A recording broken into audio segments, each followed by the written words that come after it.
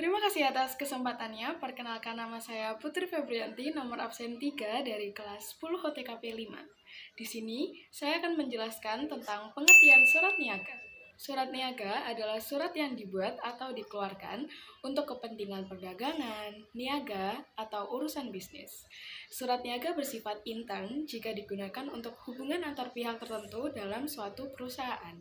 Dan surat niaga bersifat ekstern jika digunakan untuk hubungan dengan pihak lain di luar perusahaan, baik perorangan maupun badan usaha yang lain. Terima kasih atas kesempatannya. Perkenalkan, nama saya Rewa Afif Jasagung dari kelas 10 OTKP 5. Di sini saya akan melanjutkan materi tentang fungsi. Yang pertama, sebagai wakil atau duta bagi pengirim surat. Yang kedua, alat untuk menyimpan pemberitahuan, permintaan, atau permohonan, buah pikiran, atau gagasan yang berkaitan dengan masalah bisnis. Yang ketiga, alat bukti tertulis atau dokumen tertulis. Yang keempat, bukti sejarah atau historis. Yang kelima, pedoman kerja. Yang keenam, media promosi bagi pengiriman surat. Terima kasih atas kesempatannya. Perkenalkan, nama saya Sabrina Bramantya Putri, nomor absen 14 dari kelas 10 TKP 5. Di sini saya akan menjelaskan materi tentang tata bahasa surat niaga, yaitu syarat surat niaga. Surat niaga memiliki 8 syarat. Yang pertama, pahami dengan baik permasalahan yang akan ditulis. Kedua, pahami peraturan yang ada hubungannya dengan permasalahan yang akan dituliskan. Ketiga, gunakan kalimat yang efektif. Keempat, gunakan istilah yang umum dipakai dalam surat menyurat. Kelima, gunakan kata-kata yang tepat. Keenam, hindari singkatan yang tidak umum. Ketujuh, gunakan bahasa yang sopan dan hormat. Yang terakhir, ungkapkan isi surat secara rinci dan jelas agar tidak terjadi salah tafsir atau salah pengertian. Terima kasih atas kesempatannya. Perkenalkan, nama saya Safira Firly Azhara, nomor absen 15 dari kelas 10 OTKP 5. Sini saya akan melanjutkan materi tentang tata bahasa surat niaga. Unsur-unsur surat niaga. Unsur-unsur surat niaga yaitu kepala surat, tempat dan tanggal surat, nomor surat, lampiran, perihal, alamat yang dituju, salam pembuka, isi surat, salam penutup, tanda tangan pembuka surat, dan yang terakhir, nama terang pemuka surat. Baik, terima kasih. Untuk materi selanjutnya, izinkan saya Zulfikar Rahmatullahi Murti untuk melanjutkannya. Selanjutnya adalah prosedur, berisi tentang prosedur pembuatan surat niaga. Oke, yang pertama, adanya surat masuk atau adanya kebutuhan inisiatif perusahaan. Ya, selanjutnya akan ada perintah pembuatan surat, lalu dilanjut dengan pencarian data yang dibutuhkan dan pembuatan surat dan amplop. Lalu pencatatan dalam buku agenda atau verbal, yang terakhir adalah pengiriman. Selanjutnya yaitu istilah umum yang ada pada surat niaga. Yang pertama ada order. Order merupakan surat pesanan barang atau jasa yang ditawarkan maupun tidak berdasarkan pemesanan atau penawaran menyanggupi untuk membayarnya.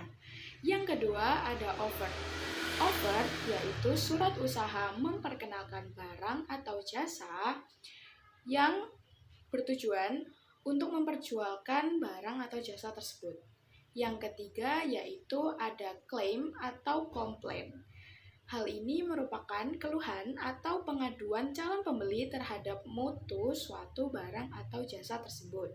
Dan yang terakhir yaitu ada adjustments, yang merupakan penyelesaian atau resolusi dari pengaduan yang disampaikan oleh pembeli. Di sini saya akan melanjutkan materi tentang A, istilah dalam pembayaran.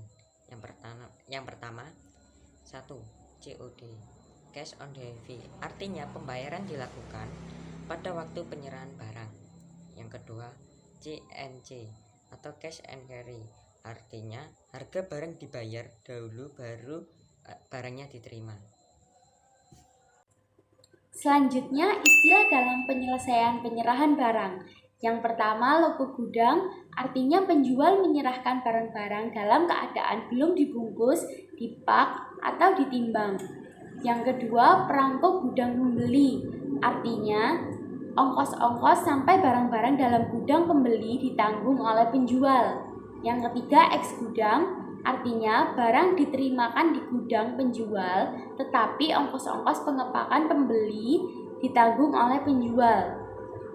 Yang keempat, FOS atau Free on Station atau perangko stasiun, artinya ongkos angkutan sampai barang itu di stasiun ditanggung oleh penjual. Yang kelima, FOB atau Free on Board, artinya ongkos barang sampai dimuat di atas kapal ditanggung oleh penjual, sedangkan ongkos pengangkutan ditanggung oleh pembeli.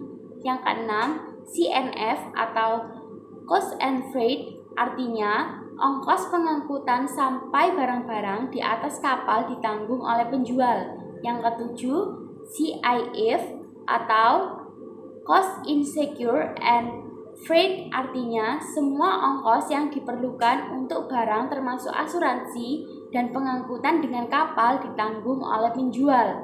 Istilah dalam potongan harga dibagi menjadi 4, yaitu diskon.